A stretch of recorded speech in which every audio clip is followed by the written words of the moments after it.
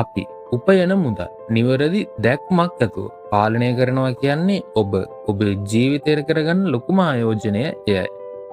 ඔබ දිනපතාම උදේ ඉඳන් රැය වෙනකම් මහන්සි වෙන්නේ මුදල් හොයන්න විතරද? නැත්තම් මුදල් ඔබ වෙනුවෙන් වැඩ කරන තැනට ඔබ ඔබේ මූල්‍යමය වශයෙන් ගොඩ නැගිලා තියනවද? Robert කියෝසාගේ reach dad and පූර් dad ධනවත් පියා සහ දිලිදු පියා ලෝක ප්‍රකට පොතෙන් අපේ ජීවිතය වෙනස් කරගන්න පුළුවන් ප්‍රධාන මූල්‍යමය පාඩම් 6ක් කෙටියෙන් කතා කරමු. පාඩම් අංක 1 වත්කම් සහ බැරකම් assets and liabilities. ධනවතුන් සහ සාමාන්‍ය මිනිසුන් අතර තියෙන ලොකුම වෙනස මේකයි. වත්කම් assets ඔබ නිදාගෙන ඉන්න විට පවා ඔබේ සාක්කුවට මුදල් ගෙනත් දෙන දේවල්. ව්‍යාපාර කොටස් වෙළඳපොළ ආයෝජන කුලියට දුන් දේපල. බැරකම් liabilities ඔබේ සාක්කුවේ නොදැනීම මුදල් එළියට අදින දේවල්. ණය නඩත්තු වියදම් වැඩි වාහන අනවශ්‍ය ක්‍රෙඩිට් කාඩ් වියදම්. ධනවතුන් දිගටම වත්කම් එකතු කරන අතර සාමාන්‍ය මිනිසුන් කරන්නේ වත්කම් කියලා හිතලා බැරකම් එකතු කරන එකයි. පාඩම් අංක 2 මීයු උල හෙවත් රෙඩ් රේස්. බොහෝ දෙනෙක් කරන්නේ පඩිය වැඩි වෙනකොට ඊට සාපේක්ෂව තමන්ගේ ජීවන රටාව සහ ණයත් වැඩි කරගන්න එකයි. පඩිය කීයක් ලැබුණත් මාසෙ අන්තිමට සල්ලි නැහැ.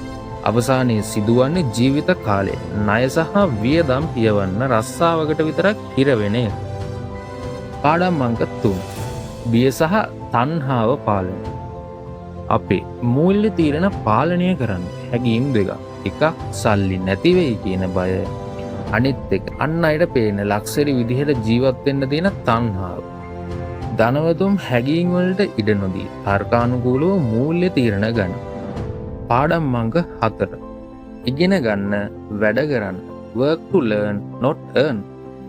රස්සාවක් කරන්න මාසයේ අන්තිමට ලැබෙන පඩිය විතරක් නෙවෙයි විකුණුම් sannivedanaya සහ මූල්‍ය කළමනාකරණය වෙන්නේ. අනාගතයට වටින ප්‍රායෝගික කුසලතා ඉගෙන ගැනීම. පාඩම් අංක 5 බදු සහ නීතිමය වාසි tax and cooperation.